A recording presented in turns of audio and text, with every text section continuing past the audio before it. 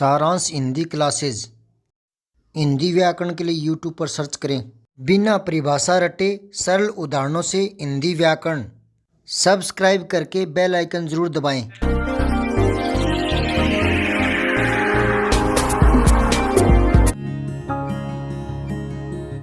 इस बार पेड़ की आड़ में किसी ने जवाब दिया, धर्म कर्म की बातें रहने दो, जान बचाना चाहता है तो भाग जा।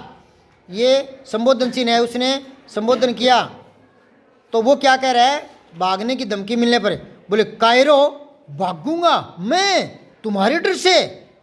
यूं पढ़ना होता है, तभी इनके भाव निकलते हैं विराम चिन्हों के, नहीं तो आप सीधे ही पढ़ देते हो कायरो भागूंगा मैं तुम्हारे डर से। अगर आप सीधा पढ़ रहे हो ना कायरो भागूंगा मैं तुम्हारे डर से, तब तो वो कह रहा है कि मैं तुम्हारे डर से भाग जाऊंगा। लेकिन वो ये कह रहा है कि कायरो भागूंगा मैं भागूंगा यानी नहीं भागूंगा, और वो भी तुम्हारे डर से, कदापि नहीं। ये भाव है। जो है पठित आते हैं ना, उनको विराम चिन्हों के साथ पढ़ते हैं तो ज़्यादा अर्थ समझ में आता है। गल्फ गढ़ कर सुनाने की उसकी जन्मजात प्रतिभा भी इस समय खूब पल्लवित हो रही थी। पल्लवित के बारे में देखो तो एक शब्द है ना पल्लवित, मूल शब्द है पल्लव। पल्लव होता है पत्ते। क्या होता है? पत्ते।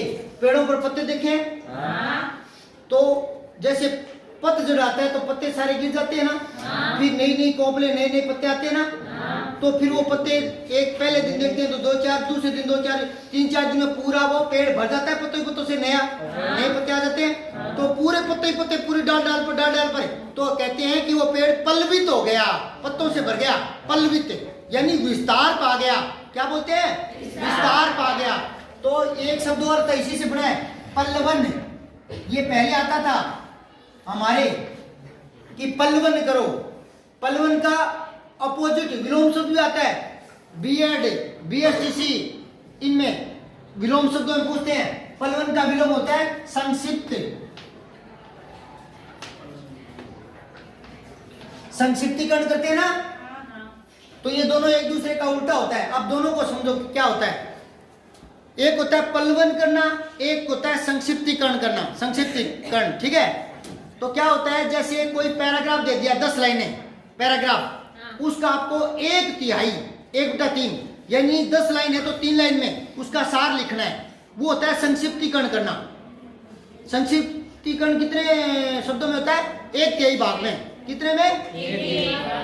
जैसे 15 लाइनों का कोई पैराग्राफ है तो लगभग 5 लाइन में सार लिखना होता है उसका। और ये पल्लवन उल्टा होता है उसका, मतलब कोई एक पंक्ति देता है आपको, कोई एक पंक्ति, जे तो पांव पसारिए तेती लंबी सोर, ये पंक्ति देती है ना। तो इसका पल्लवन करो मतलब भाव विस्तार, मतलब इसमें क्या बात कही है उसको विस्तार से बताओ, ठीक है ना। और बाकी पल्लवन और संक्षिप्तीकरण का एक एक उदाहरण देकर कल बताऊंगा, ठीक है।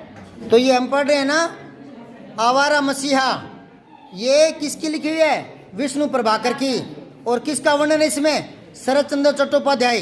तो उनकी जो जन्मजात प्रतिभा थी ना, वो उनकी रचनाओं में बहुत ही पल्लवित हुई, मतलब बहुत विस्तार पाया। पल्लवित होना मतलब विस्तार पाना, ठीक है ना। 15 वर्ष की आयु में ही वह कला में पारंगत हो चुका था और उसकी ख्याति होता है प्रसिद्धि, क्या गांव भर में फैल चुकी थी। इसी कारण शायद स्थानीय जमींदार व गोपालचंद मुंशी उससे बहुत स्नेह करते थे, क्योंकि चढ़ते को सलाम होता है। समझ में आई बात है? सूक्ष्म पर्यवेक्षण की प्रवृत्ति उसमें बचपन से ही थी। सूक्ष्म पर्यवेक्षण का मतलब होता है गहराई से सोचना, गहराई से देखना। जो कुछ भी देखता उसकी गहराई में जाने का प्रयत्न करता, और यही अभिज्ञता उसकी प्रेरणा बन जाती। अभिज्ञता एक नया शब्द है, उसके बारे में देखो। एक शब्द है अभिज्ञता है ये ना, अभिज्ञ। अब ध्यान से देखो, कई लोग सोचते हैं कि ए लग गया ना तो ये उल्टा हो गया। ए नहीं है, यहाँ पर उल्टा करने वाला नहीं है। कई सोचते हैं ये भिज्ञ है, भिज्ञ है ये, और ए लग गया तो ये उल्टा कर देते हैं। भिज्ञ होता है जानकार। क्या करते हैं इसको? क्या कहते हैं? जानकार, जो जानता है ना। और अभिज्ञ सोचते हैं कि अनजान, तो वो इसको अपोजिट मानते हैं। और कई बार बीएसटीसी बीएड में पूछता भी है कि विज्ञ का विलोम लिखो तो एक ही दे देता है ए में, तो लोग बैक की तरफ देखते ही नहीं, ऊपर ऊपर ए पड़ा दिखता है, इसी को गोला काला करके आ जाते हैं कंपटीशन में इसी को। और नीचे लिखा था अनभिज्ञ, ये होता है विलोम, विज्ञ का उल्टा होता है अनभिज्ञ। ये दोनों तो एक ही अर्थ वाले हैं, समानार्थी। विज्ञ मतलब जानकार, अभिज्ञ मतलब जानकार। इसमें ए नहीं है, इसमें अभी उपसर्ग है, अभी अभी, और ज्ञ मूल शब्द है, ज्ञ होता है जानने वाला, अभी, अभिवादन। सब्सक्राइब करके बेल आइकन जरूर दबाएं।